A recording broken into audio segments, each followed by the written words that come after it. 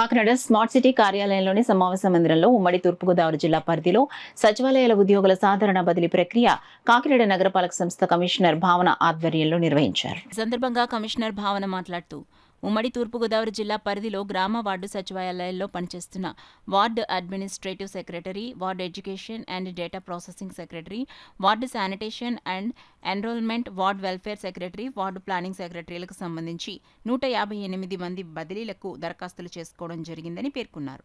పూర్తి పారదర్శకంగా నిబంధనలు అనుసరించి బదిలీల ప్రక్రియ నిర్వహించడం జరుగుతుందని తెలిపారు. ఒక్కొక్క సెక్రటరీ 2 స్థానాలకు ఆప్షన్ ఇవ్వడం జరుగుతుందన్నారు. ఖాళీలను బట్టి భర్తీ చేయడం జరుగుతుందని తెలిపారు.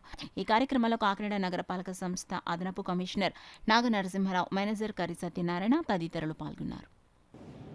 Then we will fill vacancies as per the availability.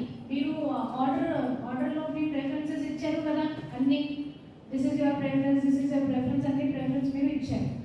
ఈ suppose somebody has given 2 preferences, suppose example తీసుకోండి. 2 ప్రెఫరెన్సెస్లో చూస్తాము. ఫస్ట్లో వేకెన్సీ ఉందా లేదా, వేకెన్సీ ఉంటే అదే ఇస్తాము. సెకండ్ వేకెన్సీ లేకుండా సెకండ్ చూస్తాము, అక్కడ వేకెన్సీ ఉంటే అదే ఇస్తాము. 2 వేకెన్సీస్ లేకపోతే we will tell you that me select చేసిన ప్లేస్లో వేకెన్సీస్ లేవు. ఓకే, అప్పుడు మీకు చెప్తాము you have not field any other option, and అప్పుడు మీ ట్రాన్స్ఫర్ ఉండదు.